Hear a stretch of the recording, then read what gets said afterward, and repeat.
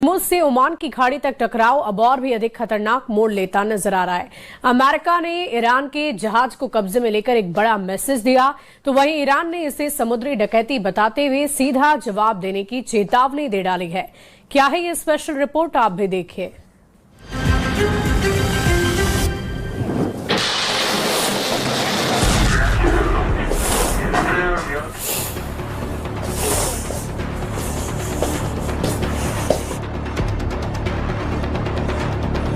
उसका जहाज को पकड़ रखा है। इससे भड़के ईरान ने ट्रंप की फोर्स को समुद्री डकैत कह दिया है, जबकि ईरान के जहाज को कब्जे में लेने के पीछे अमेरिका के अपने तर्क हैं। अमेरिका का कहना है कि ईरान के तौस्का जहाज पर अमेरिका ने प्रतिबंध लगाया हुआ है। अमेरिकी सेना के मुताबिक जहाज कथित तौर पर डुअल यूज सामान ले जा रहा था, यानी ऐसा सामान जो इंडस्ट्रियल के साथ साथ मिलिट्री इस्तेमाल में भी आ सकता है। वहीं ईरान के कमांडर ने दावा किया है कि वो अपने जहाज को दुश्मन से आजाद कराने के लिए तैयार है, लेकिन फिलहाल उन्हें जहाज पर मौजूद अपने नागरिकों की जान की परवाह है। जैसे ही उनकी सलामती की गारंटी मिलेगी तो उसका जहाज से अमेरिका को मार भगाने की धमकी दी गई है। های مسلح با توجه به شرایط موجود پس از حصول اطمینان از حفظ جان خانواده ها و کارکنان کشتی مورد تجاوز آمریکا اقدام لازم علیه ارتش تروریست آمریکا را انجام خواهند داد. अमेरिका ने ईरान को हॉर्मुज में उकसाया। तेल गलियारे में अमेरिका की नाकेबंदी से ईरान उबल रहा है। ईरान ने ट्रंप से कासिम सुलेमानी और अली खामनेई की मौत का बदला लेने तक दुश्मनी निभाने की कस्में खाई हैं। ईरान के कानून प्रवर्तन कमान के चीफ अली शिराजी ने ऐलान किया है कि जब तक ईरान ट्रंप से कासिम सुलेमानी का बदला नहीं ले लेता, युद्ध खत्म नहीं होगा। अगर सीज फायर समझौता होता भी है तो ईरान अमेरिका और ट्रंप के सामने झुकेगा नहीं। ईरान के वॉर कमांडर्स मानते हैं कि समझौता होने नहीं होने से अमेरिका से दुश्मनी पर फर्क नहीं पड़ने वाला, क्योंकि ट्रंप जिस तरह के ऑफर दे रहे हैं उसे ईरान कबूल नहीं कर सकता। ट्रंप ने ईरान को नए प्रपोजल में 20 साल तक एटम बम नहीं बनाने को कहा है। इसके बदले वो 20 साल तक ईरान पर कोई हमला नहीं करेंगे। ट्रंप ने इस बार ईरान को $200 अरब फंड अनफ्रीज करने की डील दी है। समझौते के फौरन बाद $27 अरब वो देने के लिए तैयार है। इतना ही नहीं, ट्रंप ईरान को ऊर्जा जरूरत के लिए यूरेनियम रखने की इजाजत भी देने के लिए राजी है। तो फिर ईरान किस बात पर भड़का हुआ है? क्या ये हॉर्मुज स्ट्रेट है? हॉर्मुज में परमानेंट टोल बूथ बनेगा या नहीं, इस पर अभी सस्पेंस है। ट्रंप यूरेनियम का खात्मा अमेरिका में करेंगे या ईरान में, यह भी साफ नहीं। IRGC कमांडर का स्टैंड है कि युद्ध में वो जीते हैं, इसलिए अमेरिका को ऐसी डील ऑफर करनी होगी जिसमें सिर्फ ईरान मुनाफे में हो। रेवोल्यूशनरी कमांडर मोहम्मद रजा नकवी पहले ही बतला चुके हैं कि अब तक युद्ध में उसके लड़ाकों ने जो किया वो सिर्फ ट्रेलर है। सीजफायर खत्म होने के बाद अमेरिका को ऐसा झटका लगेगा जिसकी ट्रंप ने कल्पना नहीं की है। دست برتر با نیروهای ماست. ما دست بالا رو داریم. ما خیلی هدفها رو نزدیم، یعنی خیلی از چیزایی که کارهای مهمتری بوده گذاشتیم برای مراحل بعدی و اگه بخواد کار به این جای جنگ مجدد برسه دست برتر رو ما داریم. ما تولید نفت رو میتونیم متوقف کنیم 15 میلیون به بالا. 15 میلیون بشکه نفت در روز رو ساقط کنیم، یک سال اصلا تعطیل باشه. خب نخواستیم حالا خیلی مزاحمتایی به وجود بیاد توی दुनिया व यहाँ खुलासा साफ कर दी। ईरान के इरादों का कुछ हद तक अंदाजा ट्रंप को लग चुका है, इसीलिए अमेरिका ईरान के जहाजों को जहां भी देख रहा है उन्हें अपने कब्जे में ले रहा है। ओमान की खाड़ी के बाद अमेरिका ने हिंद प्रशांत समुद्री रूट पर ईरान के जहाज पर कब्जा कर लिया है। प्रेसिडेंट डोनाल्ड ट्रंप ने यह भी धमकी दी है कि ईरान ने कई बार युद्ध विराम समझौते को तोड़कर धोखा दिया है। इस बीच ईरान से मिली खबरें ट्रंप की टेंशन दोगुनी कर रही हैं। ईरान ने सरप्राइज हमले की पूरी तैयारी कर ली है। ईरानी मीडिया की रिपोर्ट के मुताबिक ईरान ने दूसरे राउंड में युद्ध के शुरुआती कुछ सेकंड्स में अमेरिकी सैन्य अड्डों और इजराइल के अंदर घुसकर हमले का प्लान बनाया है। ईरान फोर्स ने दुश्मनों को इस बार नरक दिखाने की धमकी दी है। ईरान ने सीजफायर में मिली मोहलत में तैयारी की, नए हथियार बनाए, नई मिसाइलें बनाई। ईरान ने अंडरग्राउंड मिसाइल बेस एक्टिव कर रखे हैं। ईरान ने दावा किया है कि अभी उसकी 70% मिसाइलें युद्ध में लॉन्च होने से बची हैं। इन मिसाइलों की मार इजराइल को झेलनी होगी। अमेरिका के सैन्य अड्डे इनका निशाना बनेंगे। मगर युद्ध का दूसरा दौर ईरान को भी बहुत भारी पड़ सकता है, क्योंकि ट्रंप का दिमाग गर्म हो गया तो फिर एटम बम फटने से कोई रोक नहीं पाएगा।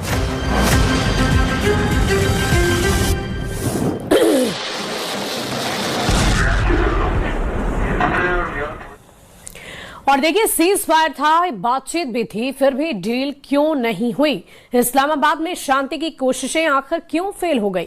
एक तरफ ट्रंप का दबाव, दूसरी तरफ ईरान का विरोध, नाकाबंदी और जहाज कब्जे में कैसे बिगड़ा पूरा खेल, इस रिपोर्ट में आपको दिखाते हैं।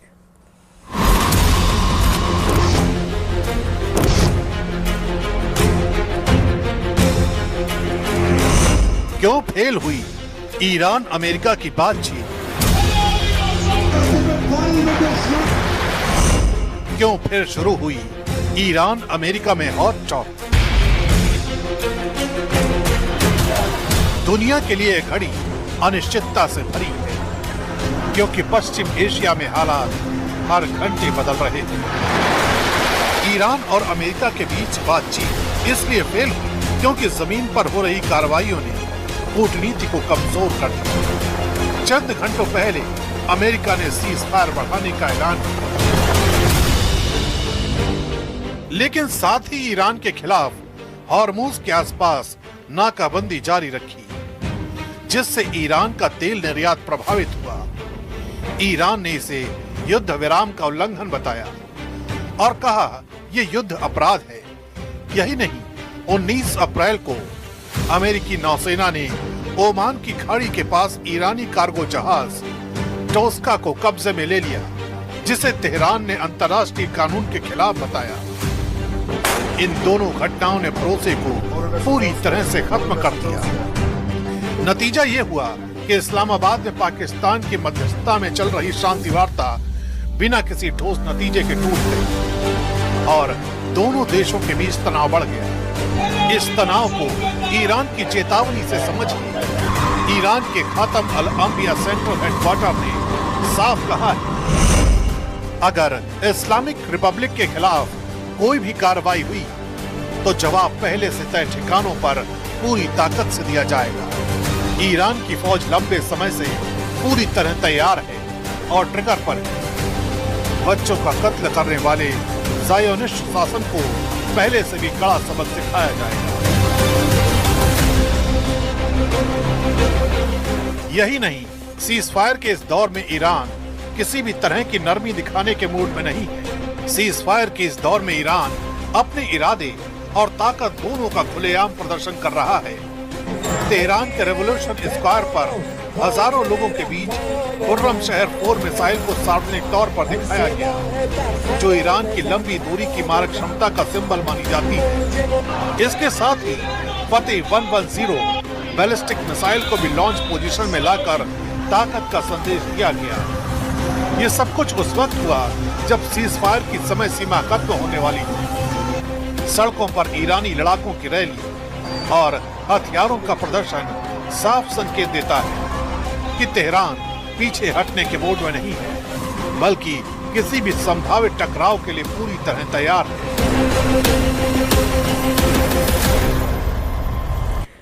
और देखिए, इधर ईरान में सवाल ये उठ रहा है कि किसके फरमान पर IRGC चल रहा है। क्या वो नए commander in chief Ahmad Vahidi हैं, जो पर्दे के पीछे से अमेरिका के साथ होने वाली बातचीत की रूपरेखा तय कर रहे हैं? वाहिदी क्यों इतने अहम हैं, इस स्पेशल रिपोर्ट में आपको दिखाते हैं। वाहिदी ने कमांडर बनने के साथ ही मिलिट्री काउंसिल का गठन किया, जिसमें ईरान की संसद के speaker Mohammad Bagher Ghalibaf, national security council के एक सेक्रेटरी मोहम्मद बघेर जोलगद्र और सुप्रीम लीडर के मिलिट्री एडवाइजर मोहसिन रेजाई शामिल थे।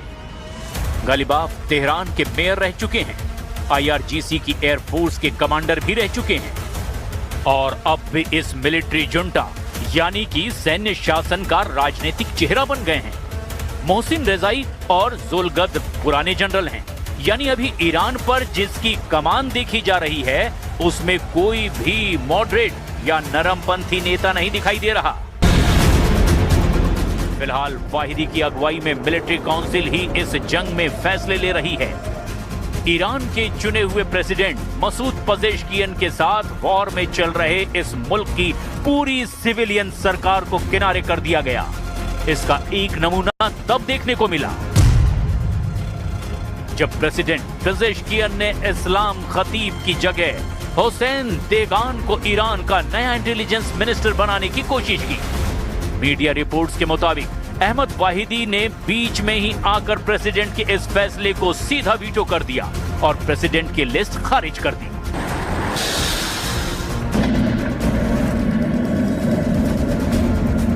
ये साफ दिख रहा है कि युद्ध चलता रहा तो ईरान की इकोनॉमी 3 हफ्तों से 1 महीने के भीतर पूरी तरह तबाह हो जाएगी।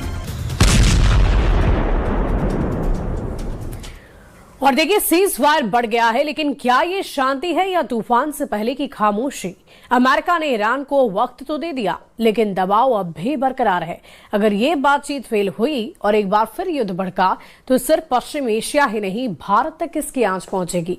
तेल से लेकर ट्रेड, सुरक्षा से लेकर रणनीति तक सब कुछ दांव पर होगा।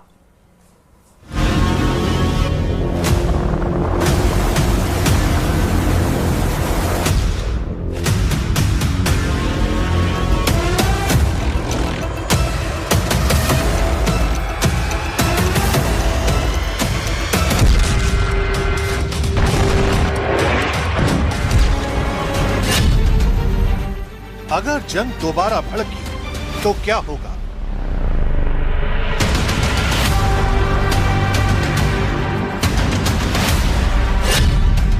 क्या दुनिया एक और जंग के लिए तैयार है?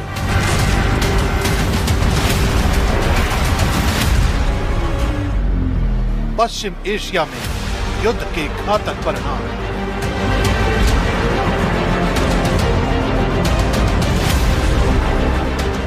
सीज फायर का बढ़ना पहली नजर में राहत की खबर लगती है, लेकिन असल कहानी इसके पीछे छिपे तनाव की है। अमेरिका ने साफ कर दिया है कि ये कोई स्थायी समाधान नहीं है, बल्कि एक अस्थायी ब्रेक है। ईरान पर दबाव जारी है और उसकी हर गतिविधि पर नजर रखी जा रही है।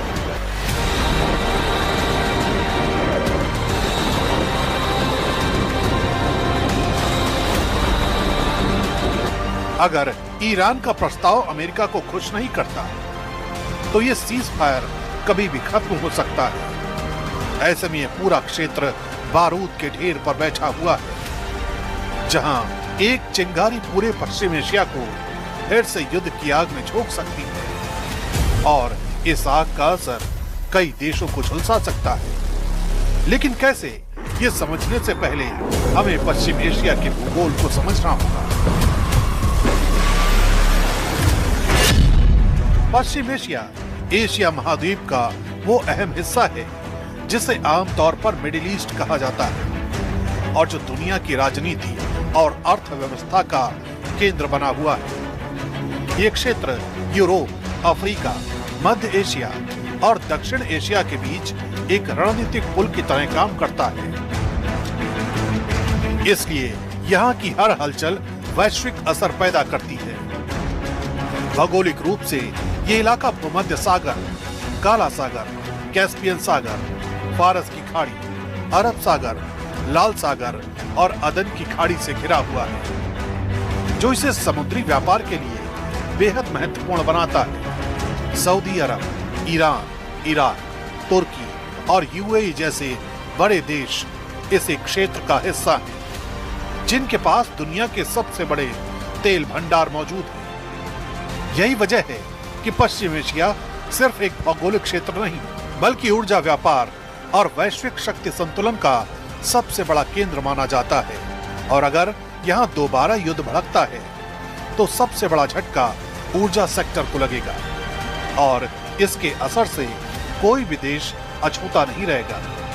पश्चिम एशिया दुनिया के कुल तेल उत्पादन का करीब 30% हिस्सा देता है और यही वजह है कि यहाँ की हर हलचल सीधे ग्लोबल मार्केट को हिला देती है। भारत अपनी करीब 85% तेल जरूरत आयात के जरिए पूरी करता है, जिसमें से 50% से ज्यादा हिस्सेदारी इस क्षेत्र से आती है। जैसे ही तनाव बढ़ता है, कच्चे तेल की कीमतों में उछाल आता है, जो तुरंत पेट्रोल और डीजल के दामों में दिखाई देता है। इसका असर सिर्फ ट्रांसपोर्ट तक सीमित नहीं रहता, बल्कि खाने पीने से लेकर रोजमर्रा की हर चीज महंगी होने लगती है।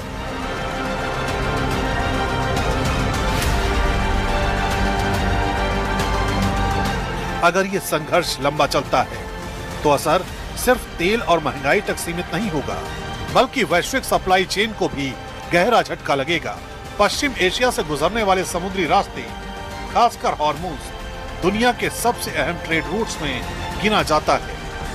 यहाँ से रोजाना लाखों बैरल तेल और भारी मात्रा में सामान दुनिया के अलग अलग देशों तक पहुँचता है। जैसे ही युद्ध का खतरा बढ़ता है, शिपिंग कंपनियां अपने रूट बदलने लगती हैं या बीमा प्रीमियम बढ़ा देती हैं, जिससे ट्रांसपोर्टेशन की लागत कई गुना बढ़ जाती है। भारत के लिए यह सीधा असर निर्यात और आयात दोनों पर डालता है।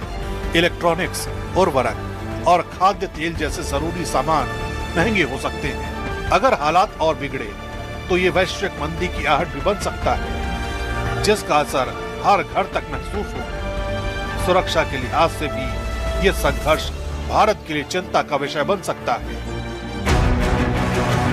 पश्चिम एशिया में लाखों भारतीय काम करते हैं और युद्ध की स्थिति में उनकी सुरक्षा सबसे बड़ी चुनौती बन जाती है। पहले भी ऐसे हालात में भारत को बड़े स्तर पर अपने नागरिकों को निकालना पड़ा है।